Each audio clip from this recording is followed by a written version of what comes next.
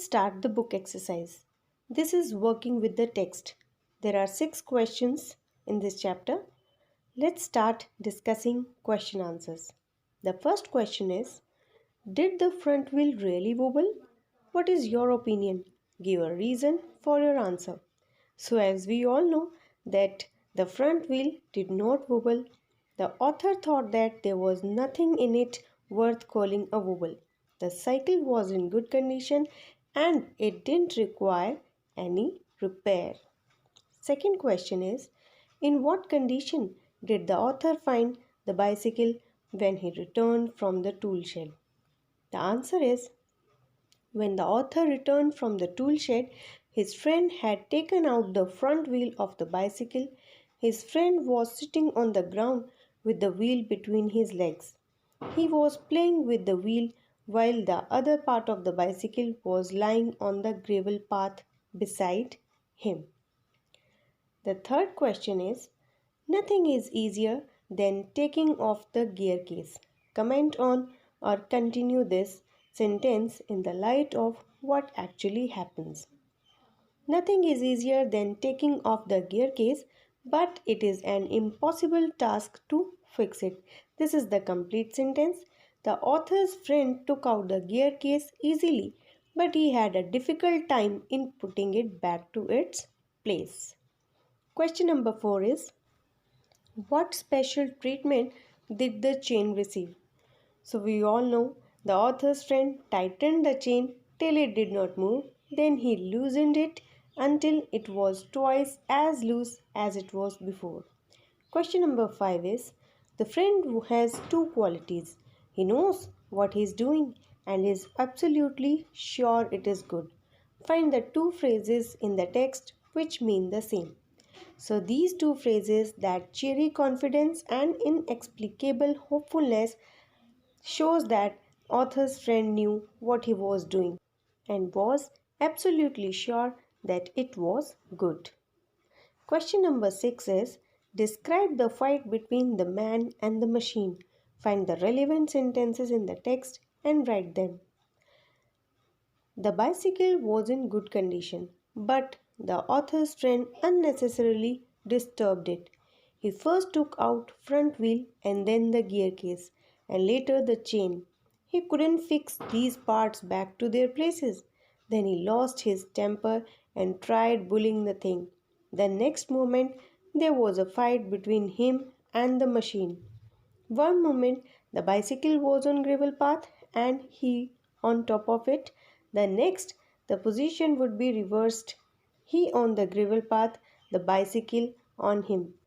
And just when the author's friend thought that he had won the fight, hit him sharply over the head with one of its handles. Now this is working with language. Read the following sentences. We should go for a long bicycle ride. I ought to have been firm. We mustn't lose any of them. I suggested that he should hold the fork and I should handle the wheel. The words in the italics are modal auxiliaries. Children, these all sentences are from the text only. Modal auxiliaries are used with verbs to express notions such as possibility, permission, willingness, obligation, necessity, etc. Should, must, and ought to generally express moral obligation, necessity, and desirability. Look at the following. We should go on a holiday. Suggestion. It is a suggestion. It is a good idea for us to go on a holiday. So whenever we are suggesting something, we can use should. He is not too well these days. He must see a doctor before he becomes worse. So it's a compulsion or necessity. Whenever we find something compulsory, we can use must. It is absolutely essential or necessary for him to see a doctor. You ought to listen to me. I am well over a decade older than you, more emphatic than should. So whenever we have to emphasize something, we can use ought to instead of should. Since I am older than you, it is advisable that you listen to me. Now let's start an exercise. Rewrite each of the following sentences using should, ought to, must in place of the italicized words make other changes wherever necessary. First is you are obliged to do your duty irrespective of consequences. So it's a compulsion, so we will replace it with must. The answer will be you must do your duty irrespective of consequences. Second is you will do well to study at least for an hour every day. Now it is a suggestion, so we can replace it with should. The answer will be you should study at least for an hour every day. Third is the doctor says it is necessary for her to sleep 8 hours every night. So it is a necessity, so we will replace it with must. The answer will be the doctor says she must sleep 8 hours every night. Next question is it is right that you show respect towards elders and affection towards youngsters. So it is a moral duty, so we can replace it with ought to. The answer will be you ought to show respect towards elders and affection towards youngsters. Fifth is if you want to stay healthy, exercise regularly. So it's a compulsory suggestion, so we can replace it with must. The answer will be if you want to stay healthy, you must exercise regularly. The next question is it is good for you to take a walk every morning. So it's a suggestion, so we can replace it with should. The answer will be you should take a walk every morning. Next is it is strongly advised that you don't stand on your head. So here it's a compulsory suggestion. So we will replace it with must. The answer will be you must not stand on your head. Eighth is as he has a cold, it is better for him to go to bed. So it's a suggestion. We can replace it with should. As he has a cold, he should go to bed. Let's do the next exercise.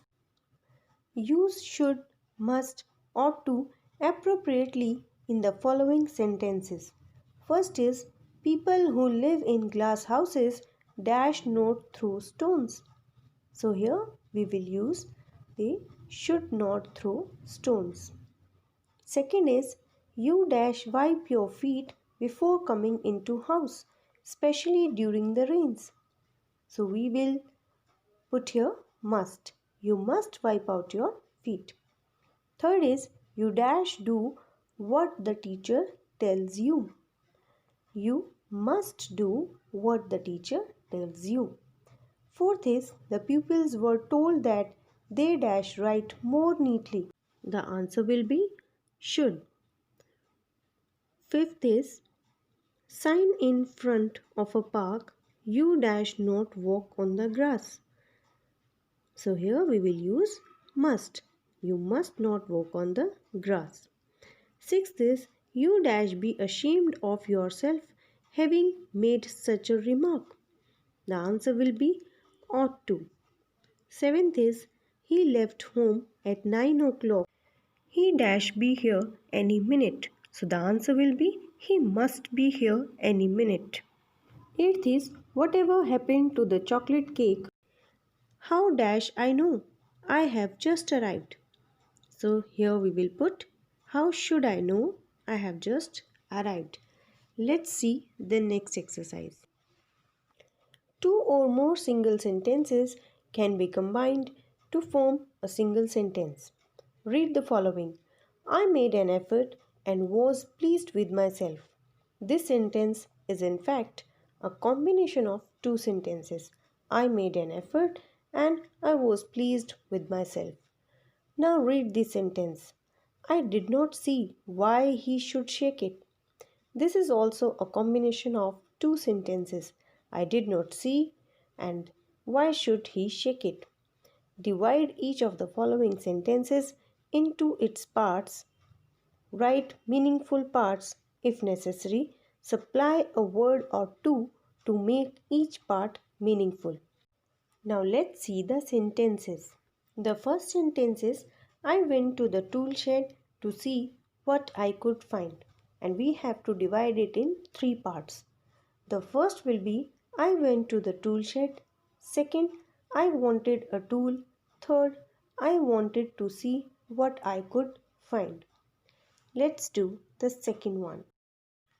The second sentence is when I came back, he was sitting on the ground, and we have to divide it into two parts. The answer will be I came back, full stop, he was sitting on the ground. Third is we may as well see what's the matter with it.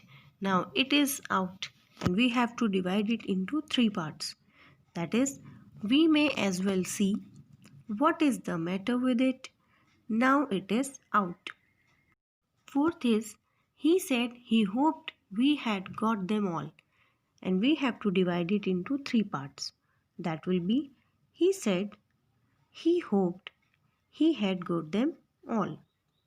Fifth is I had to confess he was right, and we have to divide it into two parts. That will be I had to confess it, he was right. En acts as a prefix. It means when we put it at a beginning, or a suffix when we put it at the end to form new words. For example, en plus courage is equal to encourage, and weak plus en becomes weaken. En at the beginning or at the end of a word is not always a prefix or suffix. It is then an integral part of the word, like ending or barren. Now arrange the words given in the box under the three headings prefix, suffix, and part of the word. Let's do it. In prefix we have encourage, enable, enclose, and endanger. In suffix, we have soften, dampen, fasten, or weaken. And in the part of word, we have listen, barren, even, and enclave. So, children, that's all about the book exercise of Unit 9, chapter A Bicycle in Good Repair.